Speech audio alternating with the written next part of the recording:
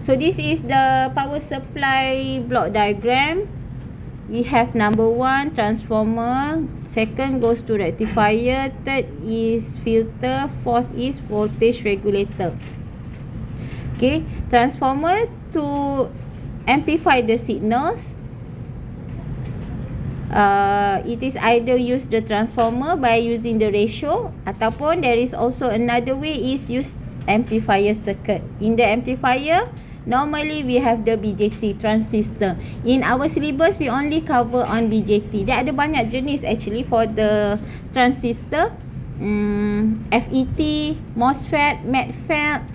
Tetapi for our syllabus, we only cover for BJT. BJT we will learn in chapter 3. Okay, and then after BJT, the signal we go for rectifier.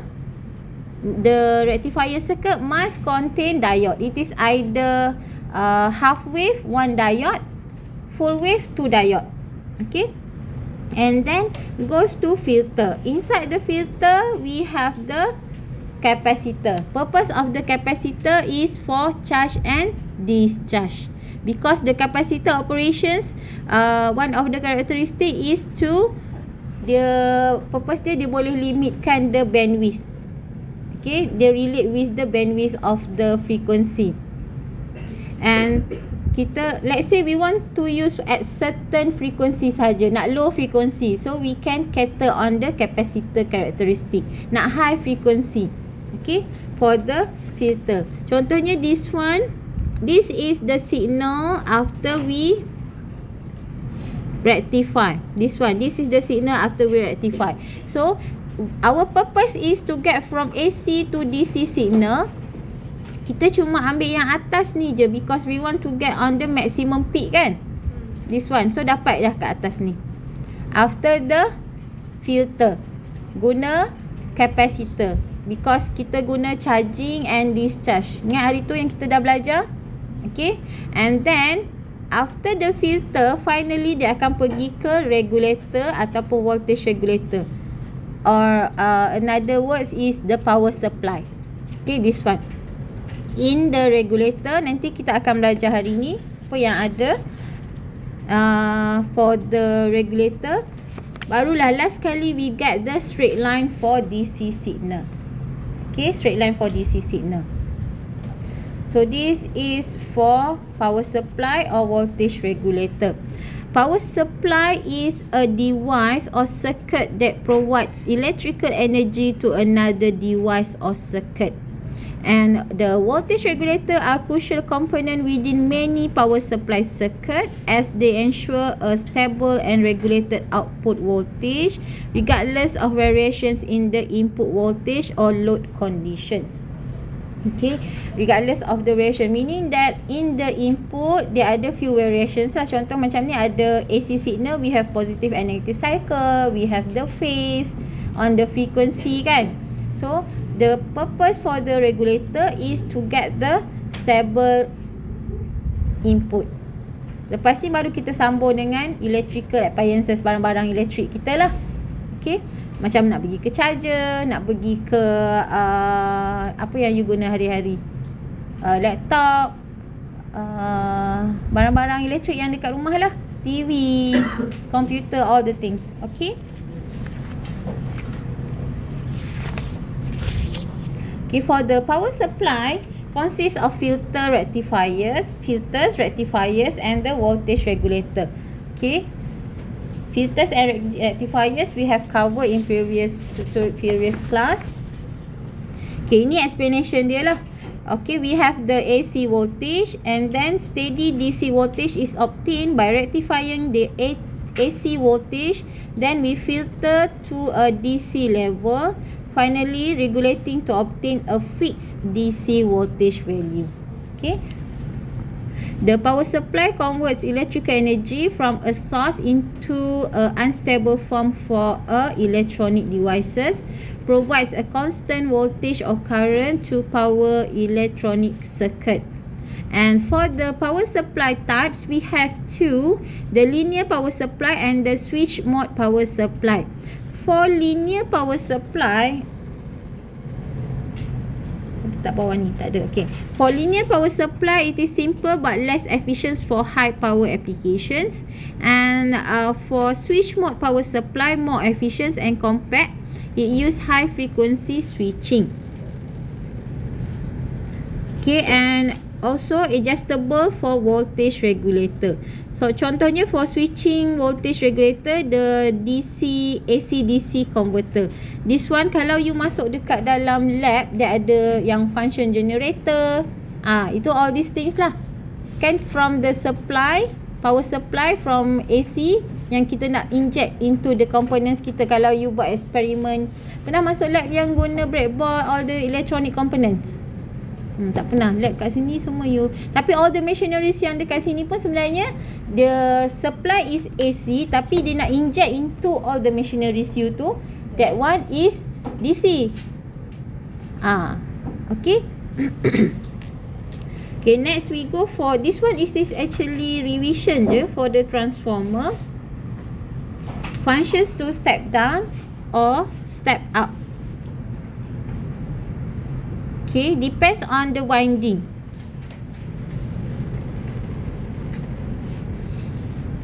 Depends on the winding. We have primary and secondary. This part is primary winding. This is secondary winding.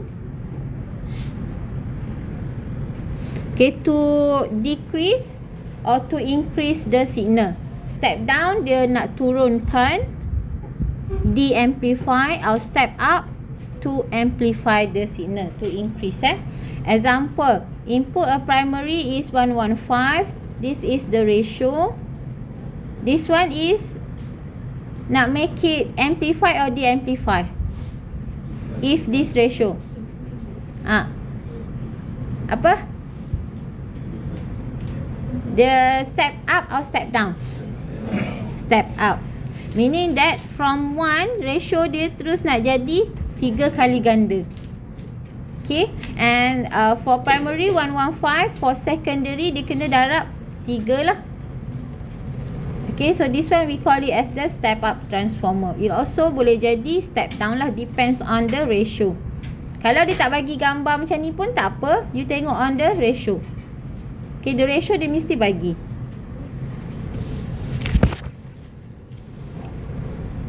Okay, this is the 3 types of transformer: step up, step down or isolations. Saya rasa hari tu in previous class kita dah explain juga on isolations. Normally kita apply dekat dalam protection circuit kan. Okay, transformer provide for the isolation transformer provide an output voltage that is equal to the input voltage. Dia tak ada purpose untuk step up ataupun step down. Okay, used to electrically isolate the power supply from AC power line and protect the power supply for the person working. This is a kind of the protection circuit. Okay, essential in applications where electrical isolations or protections of equipment and safety are paramount criterion. Maksudnya, this is for protections of the devices as well as with the orang yang kerja kat situ.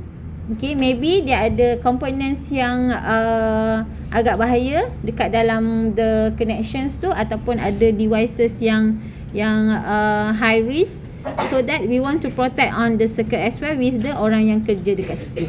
Okay, ensure that the output matches the input while providing the necessary isolations between power source and also with the load. Normally load yang besar lah, dia relate with the load yang besar kalau dia need for the protection circuit. Okay, this is for the transformer. And S and NP ni apa? Number of winding ni kan. Okay, VS and VP, voltage value. IS and IP, current value, respect with the primary and secondary coil dia kan. Okay, the relationship is a fundamental principle of transformer operations and is used to step up and step down voltage level in electrical and electronic circuit. You guys dah biasa pasal transformer kan, belajar kat mana?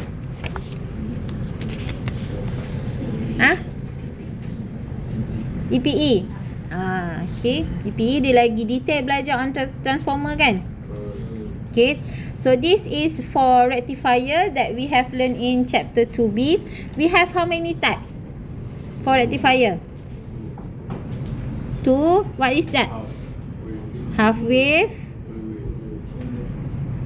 and full wave. For full wave ada berapa types? Berapa circuit?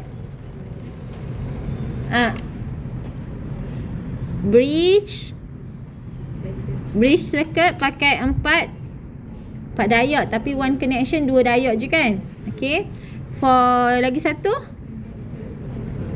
center tap transformer, mesti kena ada transformer in the circuit with 2 diode. Okay, this one you need to know on the connections, kena tahu circuit, maksudnya kena kenal circuit lah. Tak tahu for the calculations, jaranglah kita suruh kira on this value for this circuits, tapi you kena tahu, okay, this is rectifier for bridge, this is for center tap, ataupun what is the purpose untuk half wave, apa beza dengan full wave. Okay, okay, this one is for bridge circuit. Kenapa kita panggil bridge ni? For this one dia gabung with the transformer, tapi yang ni kita tak adalah panggil center tap transformer. Okay, because dia ada resistor kat tengah, this resistor. Okay, we have this resistor kat tengah, so this is why we call it as the bridge. So it has 2 connections. One is goes this way, lalu sini, pergi tengah, here and keluar. Okay, one connection. And then another connections, kita tukar supply. Kalau tadi dia positif negatif, okay, kita tukar, goes here, lalu sini, still lalu on the resistor, keluar kod sini. So this is the second path. Okay, and this is the output after the bridge circuit. Okay, this one full wave, sebab dia tukar this AC signal, positif still ada, this one for positive, and what happened to the negative signal ni? This one negative signal dia jadi positif. Okay, and yang ujung ni positif, also positif lah. Then dia ada lagi satu yang sini untuk this one pula. Okay, and that one will continue. Okay, this is yang second one is for center tap transformer. Center tap transformer, this is optional ya, for bridge optional, boleh ada boleh tak ada. For the center tap transformer, dia mesti ada the transformer and 2 diode. Okay, dia ada 2 laluan, one and another path is dia lalu sini, lalu sini, goes here. Okay, and the output is sama as the bridge circuit. Purpose dia sama, tetapi it use different connections lah for the circuit. Okay, and this one after dia pergi rectifier, sebenarnya tadi kat sini, after dia pergi rectifier, what happened to the signal? Tadi dah dapat signal macam ni kan, dia pergi tu smoothing circuit ataupun filter circuit. In the filter circuit must have the apa ni? Capacitor. So this is the capacitor with positive and negative charging lah. Okay, so after the capacitor, this is the output after the capacitor. Okay, dia akan jadi capacitor kan dia ada charge and discharge. So dia akan charge, after one point dia akan stop. Bila dia stop, dia akan turun on the value. Lepas tu dia charge balik. Dia charge at one point, dia akan turun semula. Tu yang dapat this one lah, yang ni. Okay, ni belum, this one is belum DC signal lagi ya. Still in the process. Okay, smooth DC. Ni belum smooth lagi ni, sebab belum straight line. Okay, tak smooth lagi ni. Going towards the DC straight line lah. Okay, this is capacitor charging and discharge. Tu yang dapat jenis yang macam tu. Okay, and this is types of circuit for filter. Filter circuit we must have the RC element. Okay, so we have the resistor and capacitor. Okay, RC element ataupun LC element, inductor and capacitor. Okay, This is the other types lah. Tapi yang normally kita akan guna this one dengan this one. Yang lain-lain ni ada juga tapi jarang lah. Yang paling senang guna is RC, resistor and capacitor. Okay.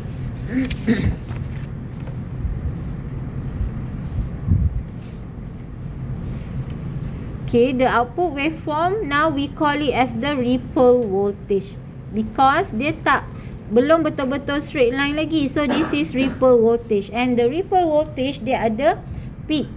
Dia ada dia punya maximum and minimum peak sebab dia belum straight line kan.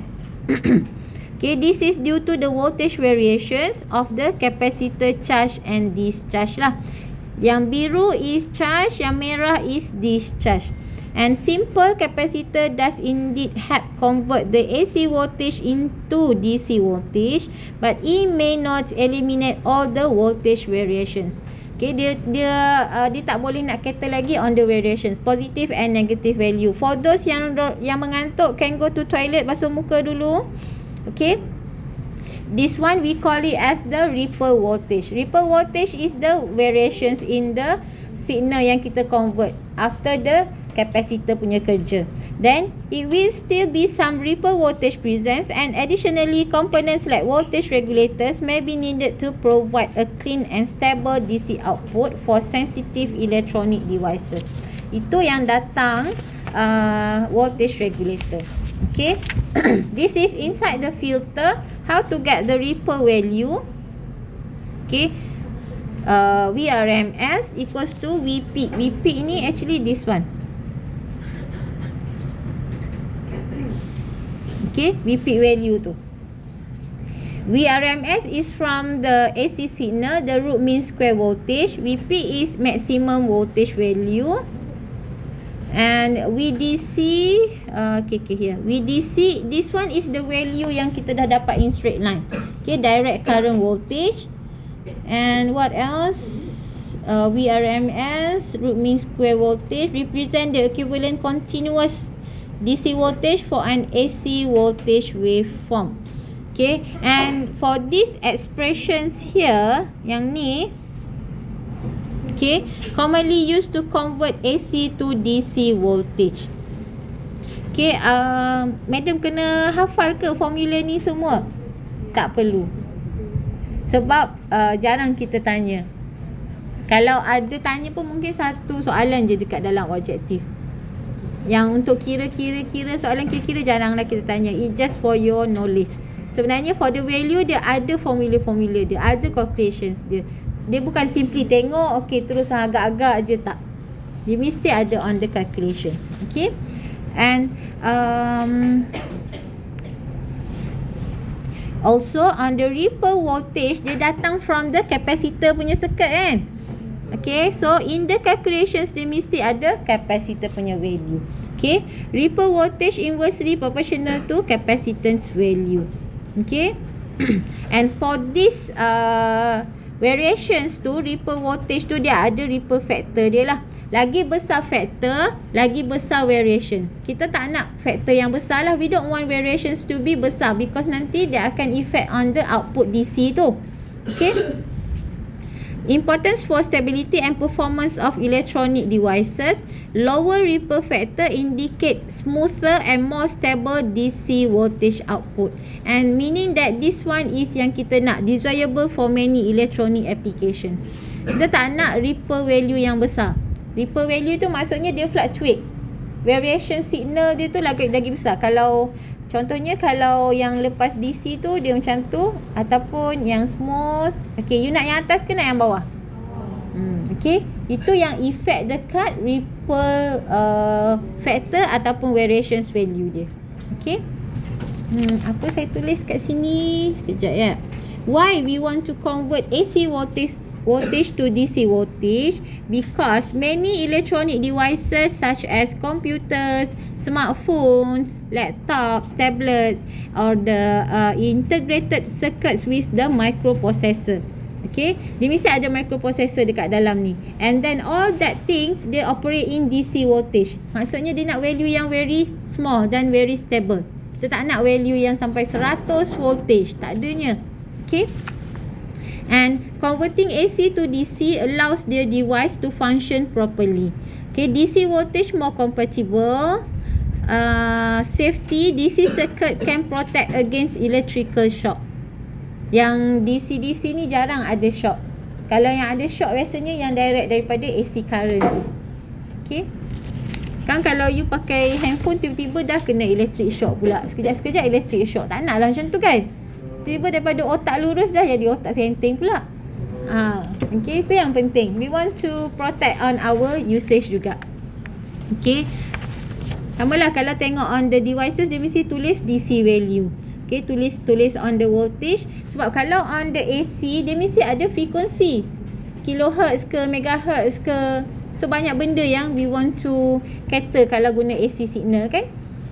Okay, this one is on the calculations of the ripple. I'm not going to go detail on this.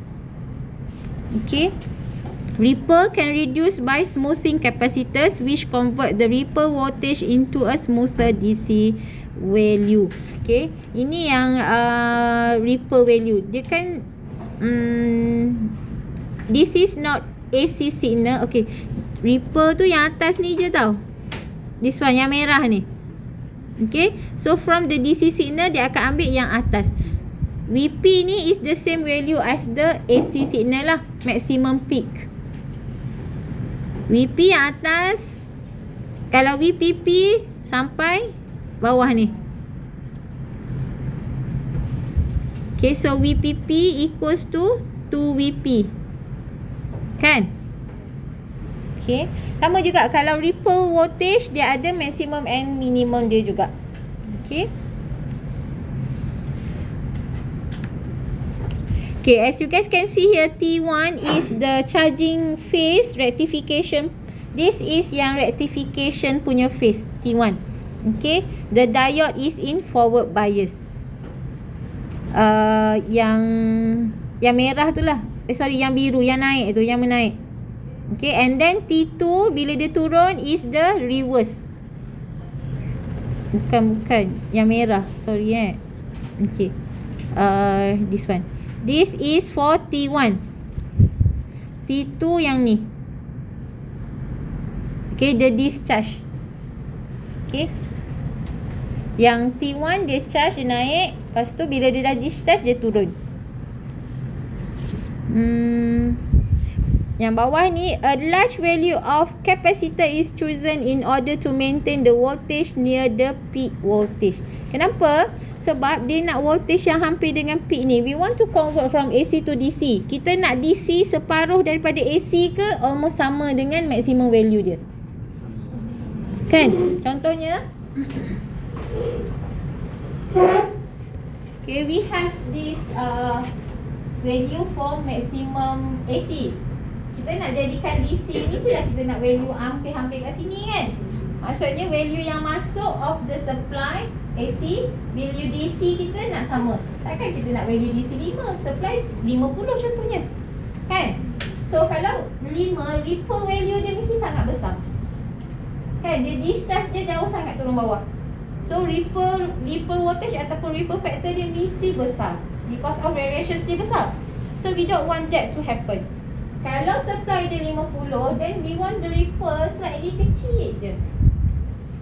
Okay? Sebab kita nak output almost similar dengan input. What's the point kalau output jauh beza dengan input? Kan kita inject input yang dah value dia kecil.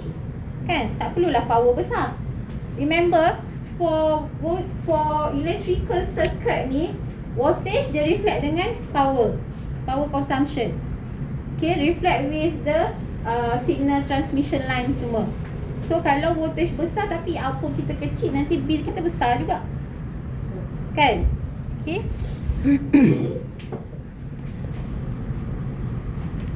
Alright, ini explanations dia on the charging, discharge. So for the charging ni kita panggil it is rectification. And then for discharge, this is filtering. Okay. Yang T3 ni sebelum dia pergi ke T1, dia capacitor charge dulu, baru dia akan pergi ke T1. Okay, and then the process dia akan sambung lah, continue. Okay, this is explanations detail for the filter.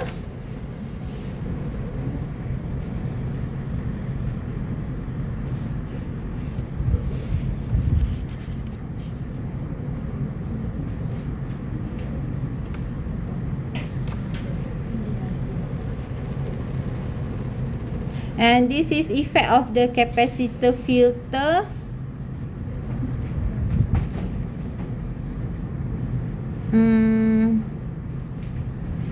A ripple, AC ripple is practically eliminated from the output. Sebab dalam output kita dah dapat straight line ataupun almost straight line DC kan.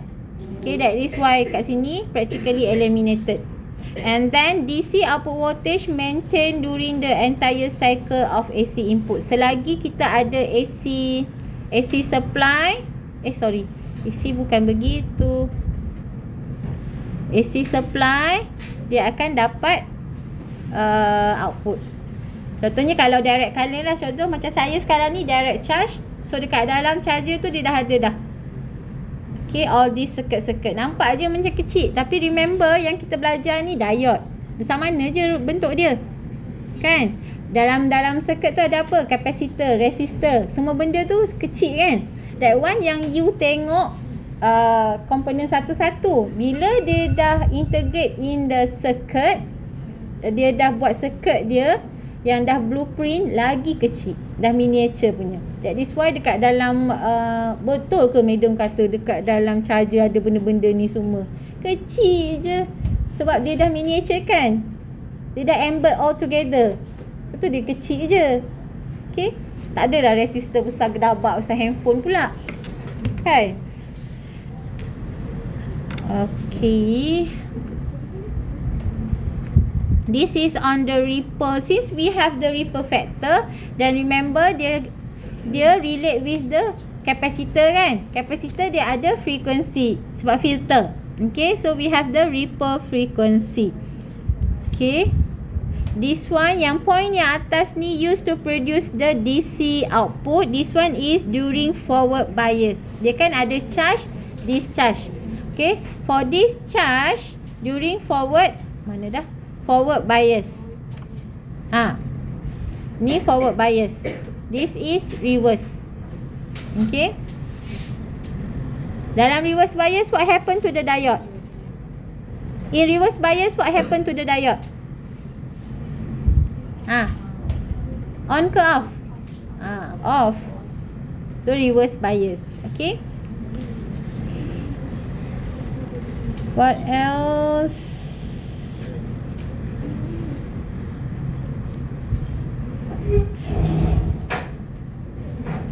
Okay, for this ripple frequency, emphasize the importance of considering the types of rectifier, the load conditions and the required DC voltage. And it is important for stability when designing or analyzing the power supply circuit. Okay, when we want to untuk kita buat satu supply circuit, kita nak tahu what is the purpose. Supply circuit ni untuk, contohnya charger ni untuk handphone. This one is for the tablet. This one is for PC. Dia lain. Depends on requirement supply yang boleh operate. Dekat dalam tablet, what are the components yang ada? How many diodes? Apa LED nak nyalakan the screen semua. Okay. So depends on the components, baru kita boleh design for the power supply circuit. Sebab tu charger dia lain-lain normally. Kan? Charger laptop lain. Charger tablet walaupun semua type C. Tetapi on certain situations di mana there is charger for laptop, you can use for tablet, you can use for handphone. Tetapi charger for handphone you cannot use for your laptop kalau both type C. Because supply yang kecil dia tak boleh cater untuk usage yang besar, laptop contohnya. Tetapi for the usage yang besar, because of the power supply circuit ataupun voltage regulator circuit, dia dah letak filter. So kalau kita masuk dekat handphone pun dah boleh. Dia tak merosakkan handphone. But then tak semua. Jangan cocok semua. Dia boleh rosak your device. Sebab supply dia besar. Kalau laptop biasanya supply dia saya rasa 13. Tapi walaupun type C, handphone biasanya 5. You pakai seminggu okey. Tapi kalau lama-lama, dia boleh rosak the battery. Oversupply. Kan? Mungkin you kata pakai okey je madam, tapi dia akan cepat rosak your device. Cepat rosak you tak nampak pun. Kadang dekat dalam yang dah terbakar. Kan?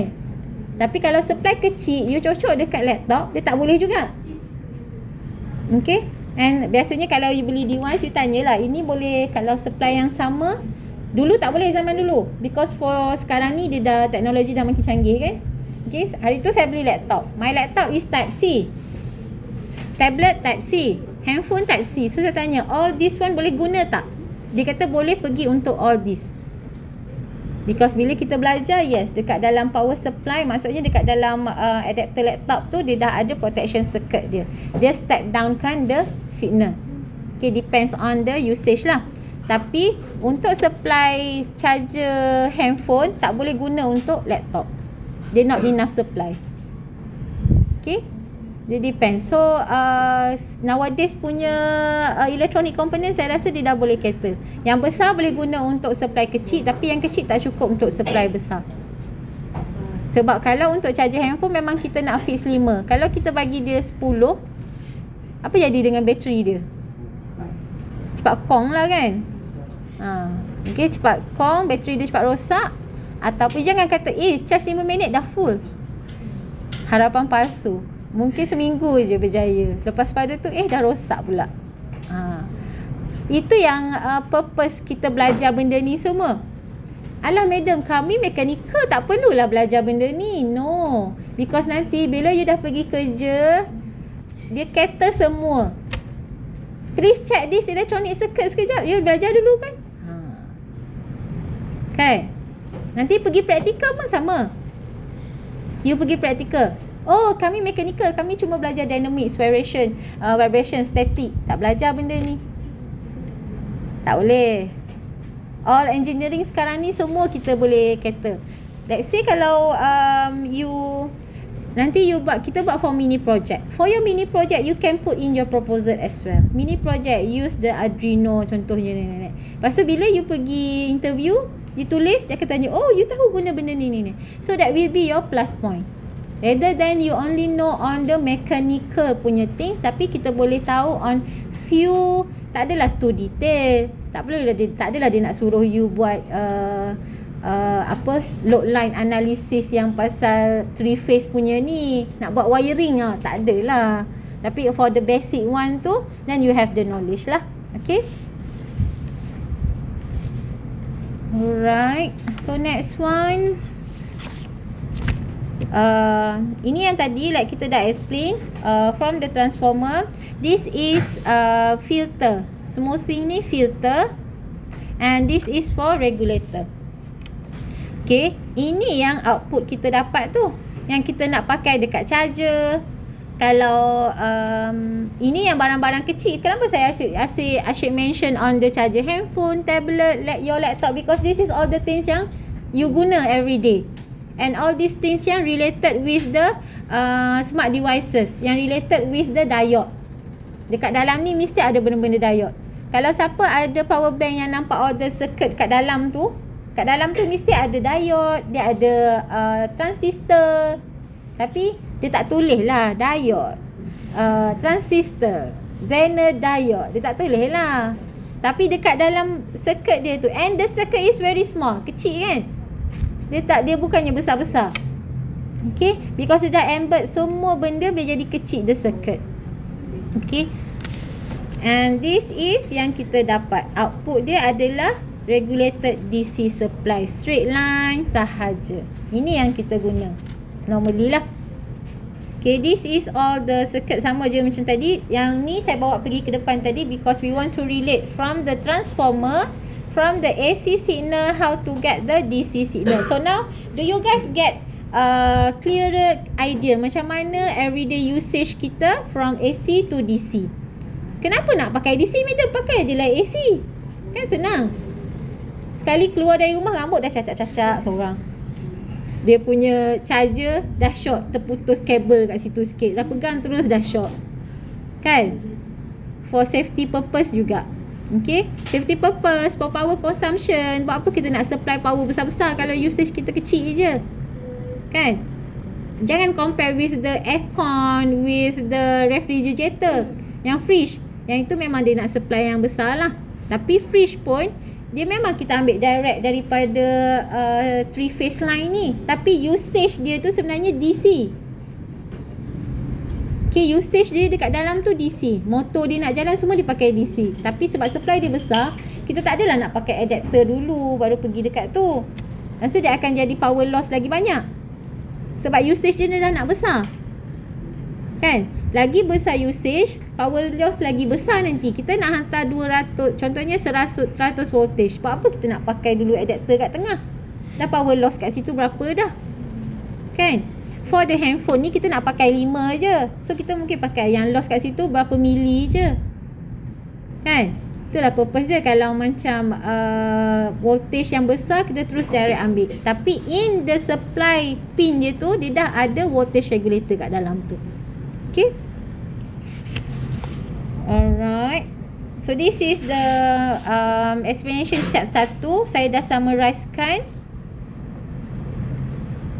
Yang ini tak apalah, we just skip this one. I'm not going to ask you to buat this one untuk calculations for the ripple factor. Ada soalan tak? Actually kita dah habis dah for this chapter 2C. Ada soalan tak? Any questions?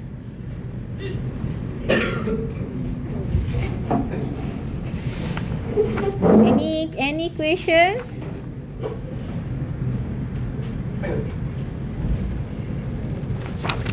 Okay, kita masuk sikit theory on diodes. Nanti last next class kita masuk on the calculations. Boleh? Okay, so I stop recording dulu.